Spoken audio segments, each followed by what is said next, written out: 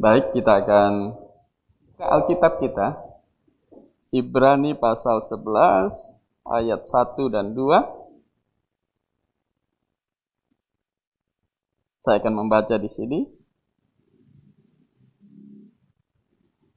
Iman adalah dasar dari segala sesuatu yang kita harapkan dan bukti dari segala sesuatu yang tidak kita lihat. Sebab oleh imanlah telah diberikan kesaksian kepada nenek moyang kita. Kita berdoa. Tuhan, di dalam nama Tuhan Yesus kami berdoa. Amin. Ya. Tema khotbah saya pada pagi hari ini adalah iman di tengah-tengah pandemi. Di tengah-tengah pandemi. Ini makin hari makin banyak ya kasusnya di Indonesia. Ya. Per hari yang tadinya pertama-tama itu cuma 100, sekarang sudah apa? Udah di atas 4.000. Gitu. Jadi pecah rekor terus. Gitu, pecah rekor terus.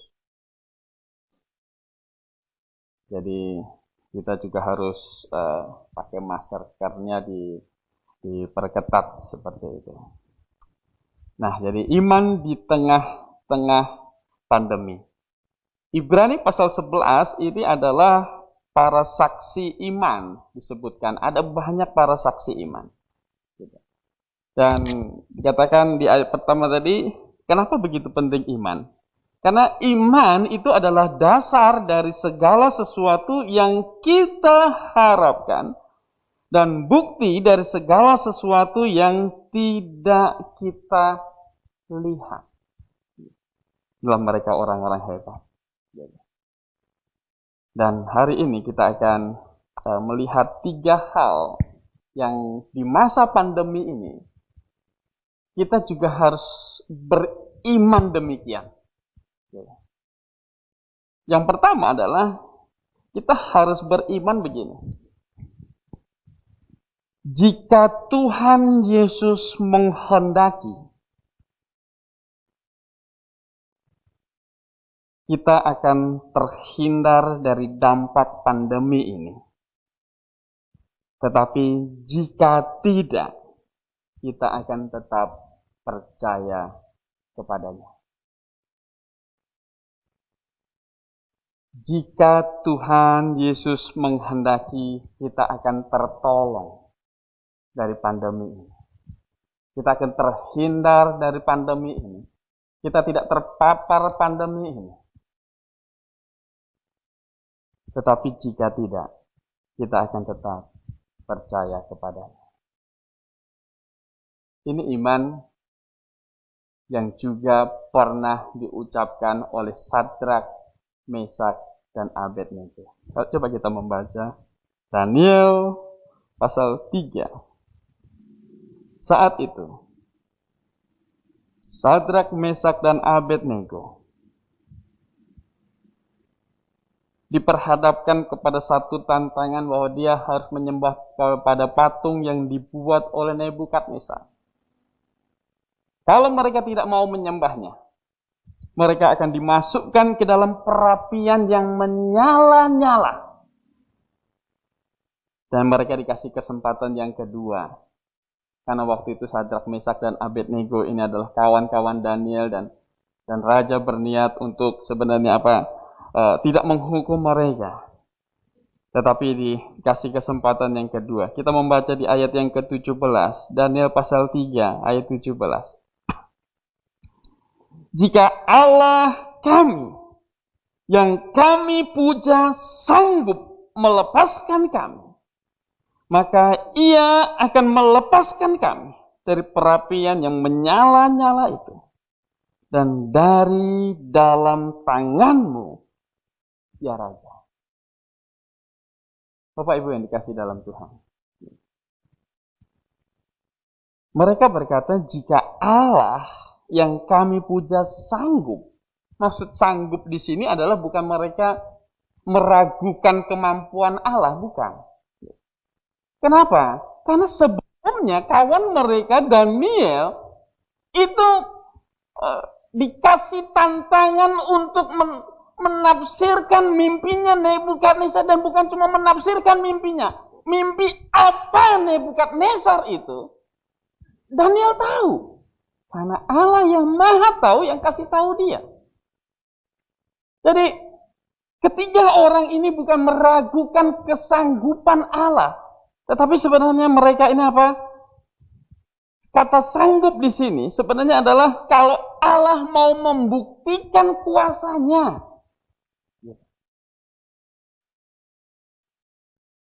Di depan mereka ada perapian.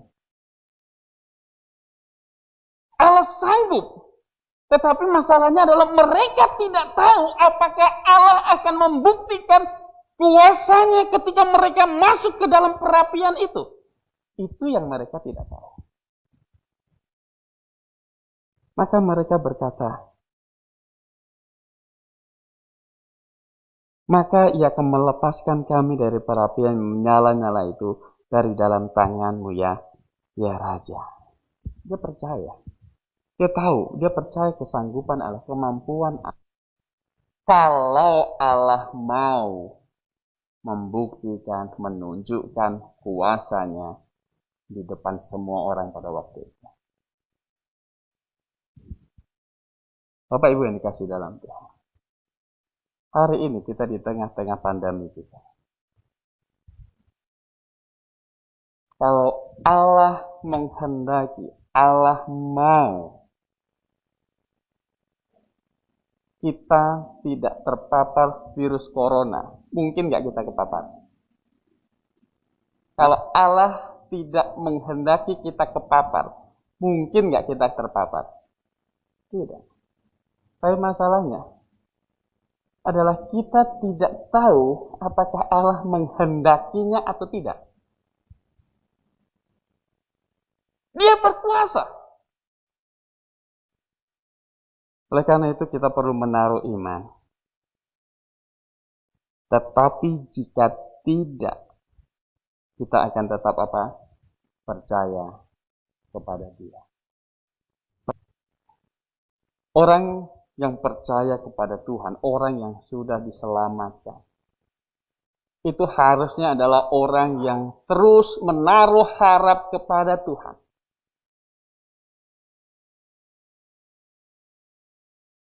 Kita seperti kita pergi ke dokter. Kita sakit, kita pergi ke dokter.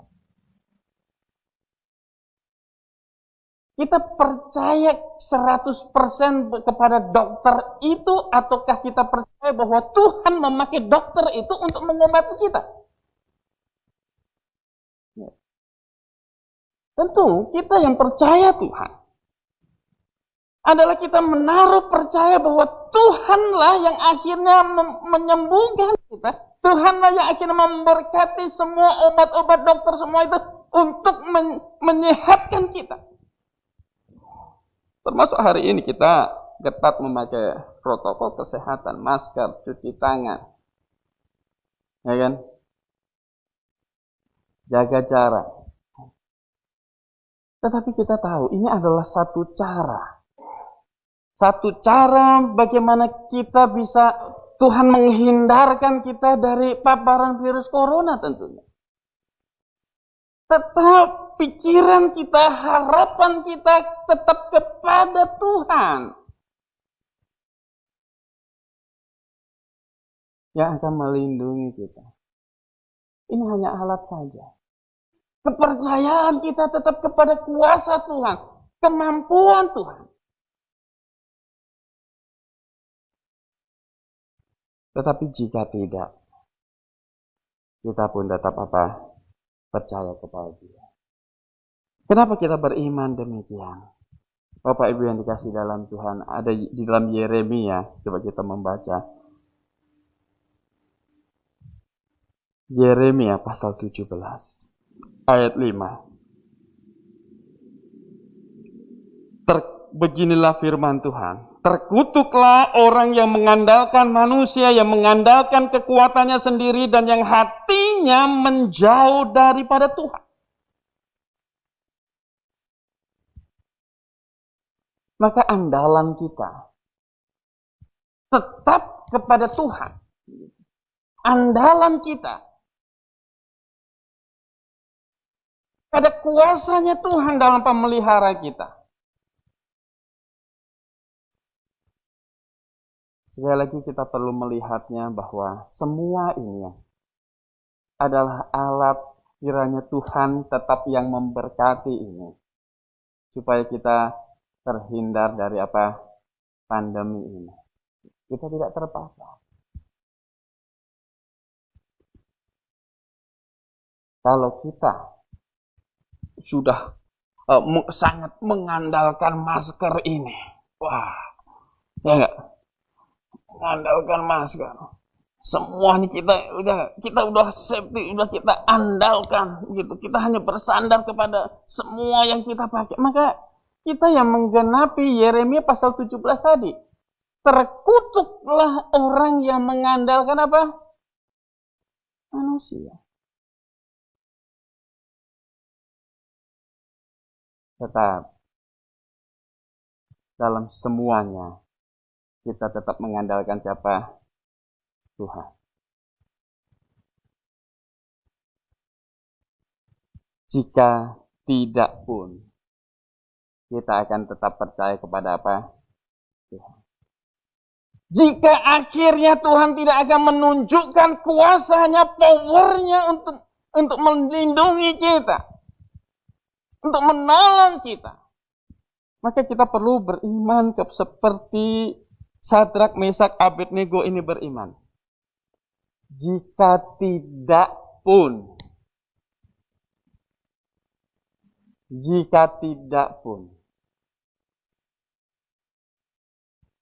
kepercayaan kami kepada Tuhan itu tidak mungkin berubah. Mengapa demikian? Hari ini kadang kita GBIA itu dituduh orang yang tidak percaya kuasa Tuhan. Hanya karena kita tidak percaya lagi ada pewahyuan baru. Kita tidak percaya lagi Tuhan berbicara kepada seseorang, menampakkan diri kepada seseorang untuk memberitakan Injil kepada dia. Kita tidak percaya lagi. Injil sudah lengkap. Dan mereka akhirnya menuduh kita tidak percaya Tuhan ini, tidak percaya kuasa Tuhan. Bukan kita tidak percaya kuasa Tuhan. Kita tahu Tuhan berkuasa. Tetapi Tuhan mau menunjukkan kuasanya atau tidak, itu yang kita tidak tahu. Dia tetap berkuasa.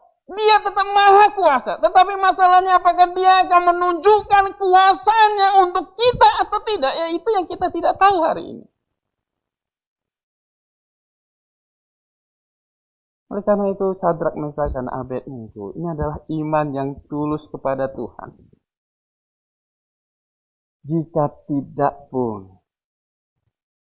Maksudnya begini. Sadrak, Mesak, dan Abednego itu raja kasih kesempatan ketiga kali lagi. Kasih kesempatan keempat kali lagi. Itu nggak ada gunanya. Kami tidak akan menyembah patung yang Tuhan buat.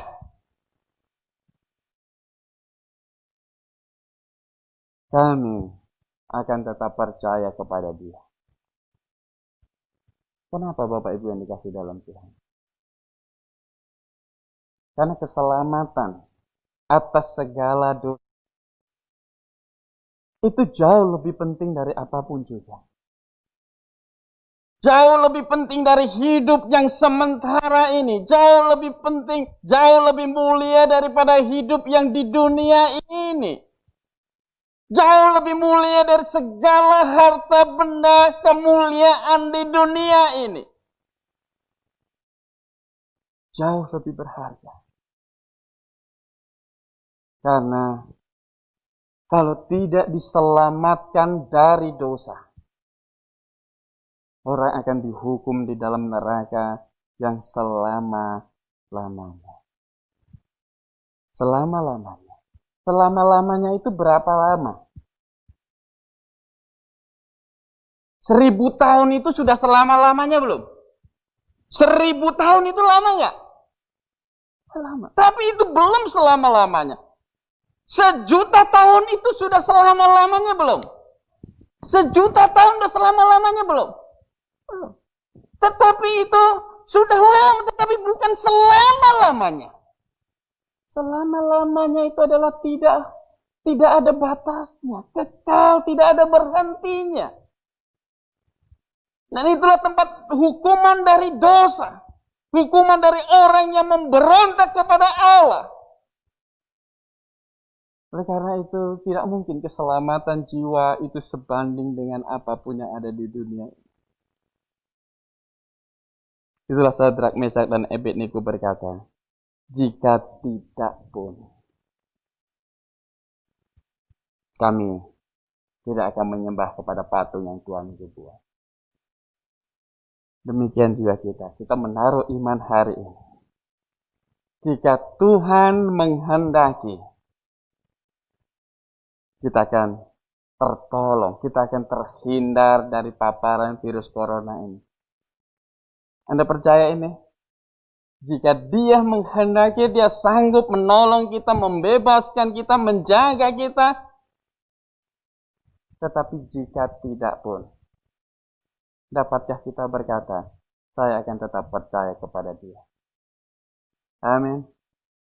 Itu yang pertama. Kemudian yang kedua, kita harus beriman apa? Jangan takut. Tuhan yang memelihara saya. Kita membuka kitab Yosua. Yosua pasal yang ke-11.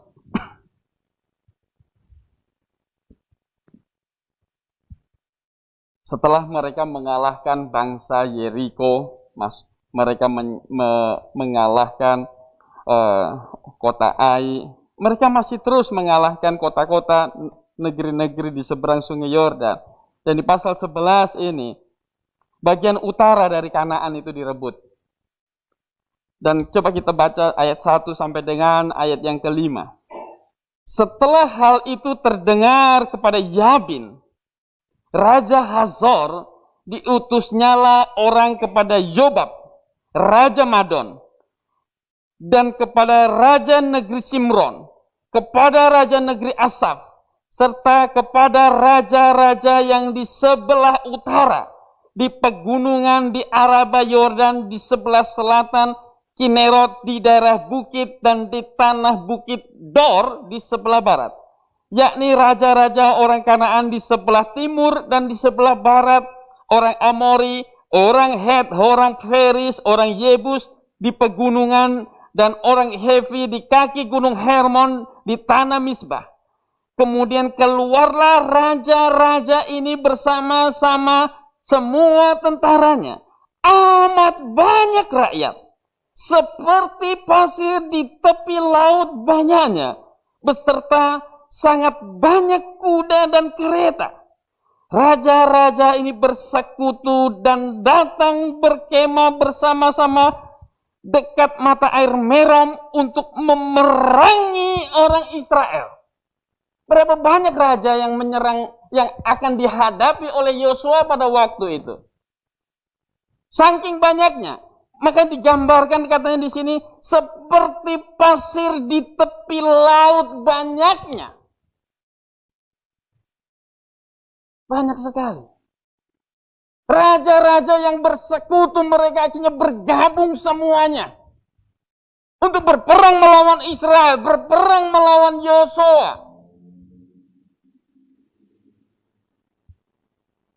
Dan Bapak Ibu yang dikasihi dalam Tuhan, ada alasan nggak Yosua untuk gentar? Mereka dikepung. Mereka dikepung. Seperti pasir di laut banyaknya yang mereka akan hadapi. Tetapi ayat 6 dikatakan di sini. Lalu Tuhan berkata kepada Yosua, janganlah takut menghadapi mereka. Sebab besok, kira-kira waktu ini, Aku menyerahkan mereka mati terbunuh semuanya kepada orang Israel. Pesan Tuhan kepada Yosua hanya satu. Jangan takut. Jangan takut. Jangan takut. Di tengah-tengah pandemi ini, kita juga harus menaruh iman demikian. Jangan takut. Jangan takut. Kenapa jangan takut? Karena Allah yang memelihara kita. Bapak Ibu yang dikasih dalam Tuhan. Di masa Yosua. Kalau Anda membaca di Yosua pasal 10 itu. Yosua pada waktu itu minta matahari tidak bergerak. Kalau Anda membaca Yosua pasal 10.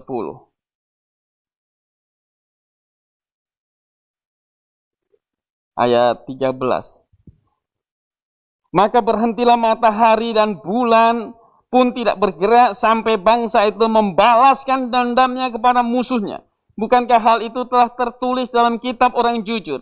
Matahari tidak bergerak di tengah langit dan lambat-lambat terbenam kira-kira sehari penuh. Ayat 14. Belum pernah ada hari seperti itu. Baik dahulu maupun kemudian. Bahwa Tuhan mendengarkan permohonan seseorang manusia secara demikian. Sebab yang berperang untuk orang Israel ialah Tuhan. Maka Yosua akhirnya belajar. Walaupun dia di tengah-tengah orang yang begitu banyak yang mau memerangi dia. Dia belajar untuk tidak takut. Karena Tuhan berkata, jangan takut. Jangan takut. Kita harus punya iman demikian. Jangan takut, Tuhan yang akan memelihara kita. Kalau Yosua waktu itu punya janji yang bisa dipegang, jangan takut. Dia mendengar Tuhan berkata, jangan takut. Hari ini pun kita punya janji yang sama, yang bisa kita pegang. Kalau kita membaca Matius pasal 10. Matius pasal 7 terlebih dahulu. Matius pasal 7. Ayat 9 sampai 11.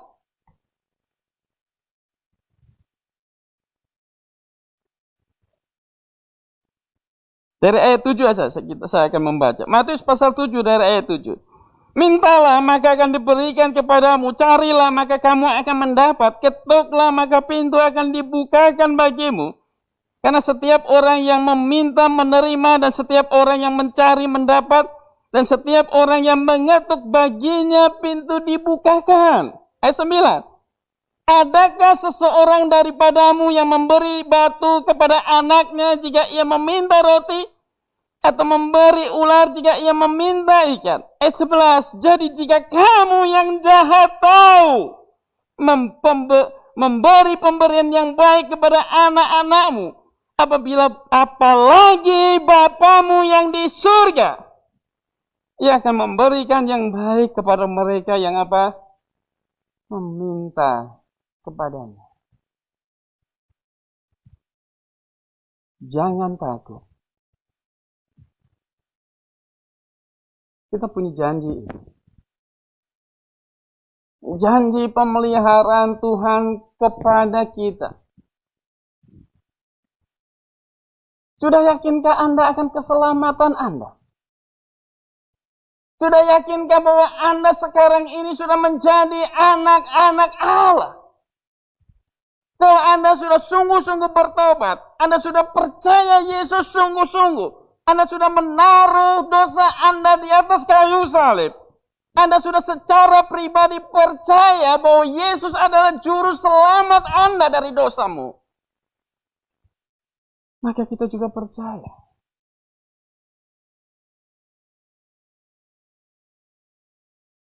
Tidak mungkin Bapa yang di surga, Ia akan memberikan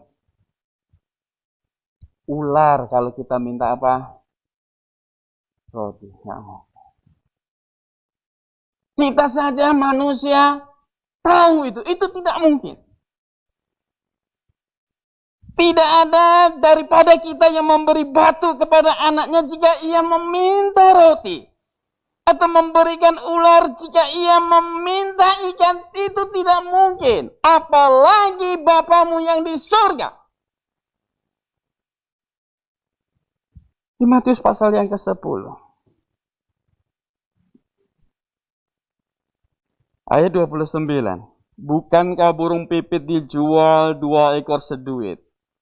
Namun seekor pun daripadanya tidak akan jatuh ke bumi di luar kehendak Bapamu. Dan kamu, rambut kepalamu pun terhitung semuanya. Sebab itu janganlah kamu takut. Kamu lebih berharga daripada banyak burung pipit. Seperti Yosua Tuhan berkata, jangan takut. Demikian Dia berkata kepada kita, jangan takut. Kamu lebih berharga dari banyak burung pipit.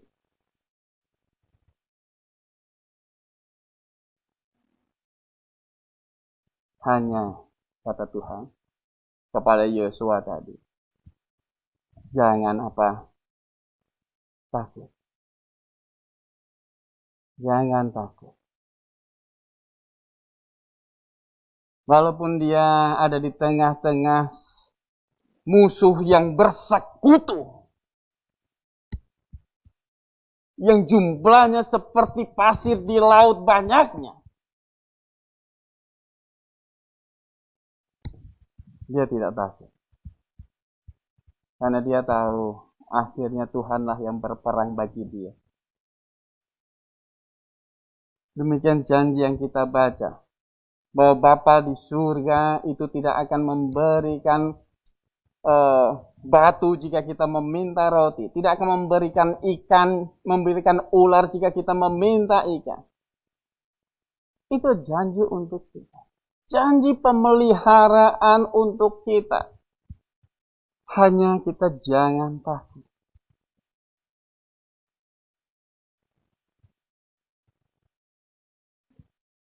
Yang Tuhan mau. Di samping kita ini cuci tangan pakai hand sanitizer. Pakai masker.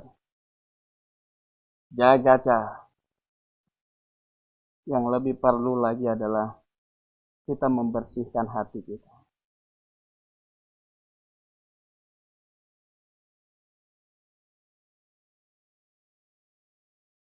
Karena Alkitab berkata, yang menjadi penghalang doa kita, yang menjadi penghalang kamu dengan Tuhanmu, bukan jarak yang jauh. Bukan karena Allah di surga kita di bumi. Bukan. Bukan karena telinganya kurang panjang, kurang mendengar. Bukan tangannya kurang panjang untuk menolong kita. Tetapi yang menjadi penghalangnya adalah apa? Dosamu. Di hari Rabu kemarin kita diskusi tentang berdoa.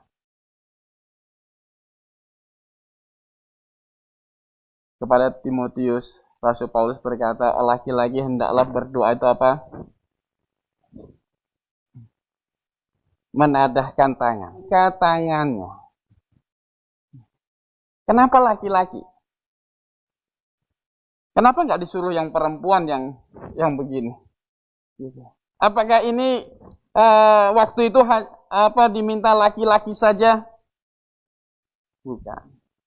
Biasanya kan laki-laki ini pakai tangannya aniaya orang. aniaya orang, pakai tangannya kasar, pakai tangannya berbuat jahat.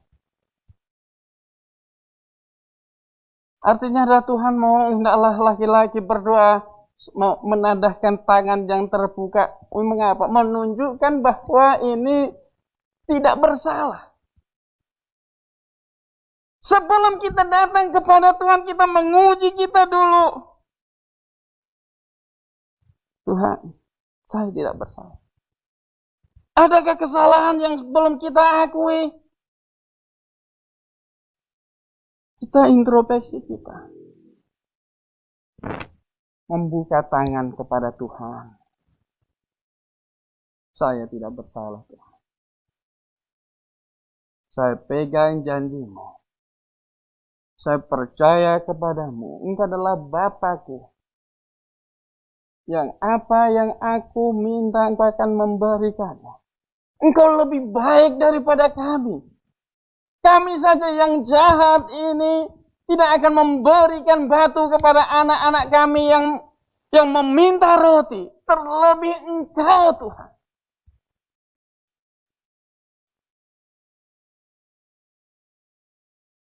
Bereskan hatimu. Bereskan hidup kita. Adakah kita mengecewakan Tuhan?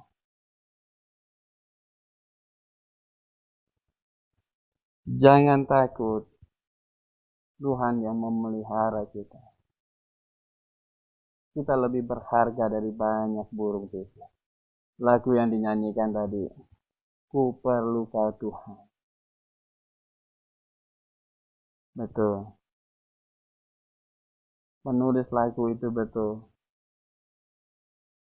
Itu adalah doa yang Tuhan ingin mendengar. Ku perlu Kau Tuhan. Ku perlu Kau Tuhan.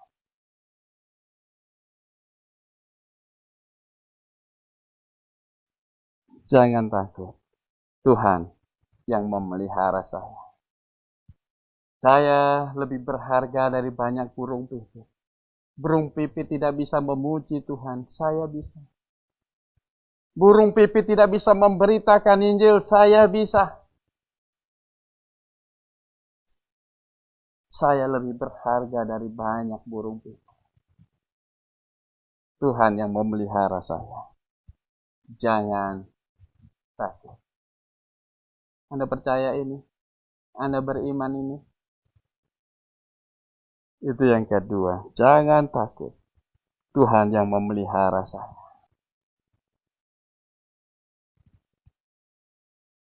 Mazmur Daud, gembala yang baik. Sekalipun aku berjalan di lembah kekelaman, aku tidak takut apa? Bahaya.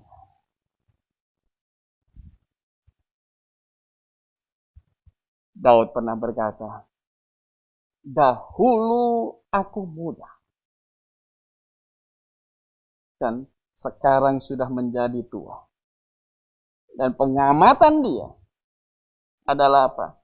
Tidak pernah orang benar ditinggalkan dan anak cucunya meminta-minta apa? Roti.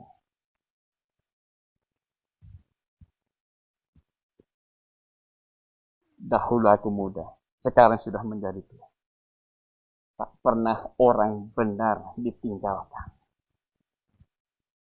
Jangan takut. Iman yang kedua yang harus kita miliki. Jangan takut. Tuhan yang memelihara saya. Kemudian yang ketiga. Kita membaca. Filipi pasal 1. Ayat 21. Karena bagiku hidup adalah Kristus. Dan mati adalah keuntungan. Ayat 22. Tetapi jika aku harus hidup di dunia ini, itu berarti bagiku bekerja memberi buah. Jadi mana yang harus kupilih? Aku tidak tahu. Karena bagiku hidup adalah Kristus. Dan mati adalah apa? keuntungan. Paulus berkata demikian. Dia percaya demikian. Hidup bagiku Kristus, mati keuntungan. Diselamatkan. Masuk ke dalam surga. Itu memang jauh lebih baik. Tetapi, kalau hidup bagiku adalah apa? Kristus. Hidup bagiku adalah Kristus. Kalau kita hidup, maka hidup kita ini adalah untuk Kristus.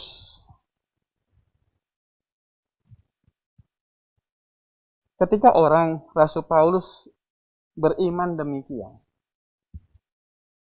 Dan kalau kita menaruh iman demikian bahwa hidup bagiku adalah Kristus dan mati adalah keuntungan. Maka ini adalah komitmen, ini adalah janji. Kalau hidup, kita akan hidup yang baik. Kalau kita hidup, kita akan hidup yang memuliakan Tuhan. Kalau kita hidup, kita akan hidup untuk Tuhan, untuk menjadi duta Tuhan yang baik selama di bumi ini.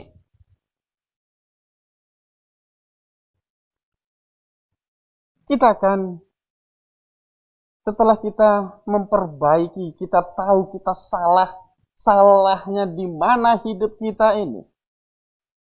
Di mananya kita mengecewakan Tuhan.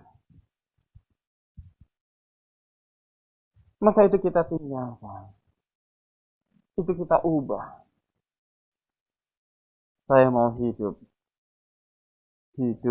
yang untuk Tuhan. Supaya kita tidak menjadi batu sandungan bagi orang lain.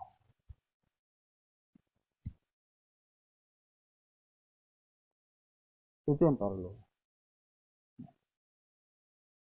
Itu yang perlu. Hidup kita perbaiki. Supaya lewat hidup kita ini, betul Tuhan, saya ini lebih berharga dari banyak burung pipit. Saya lebih berharga. Dan bukti saya lebih berharga dari banyak burung pipit ini apa ini?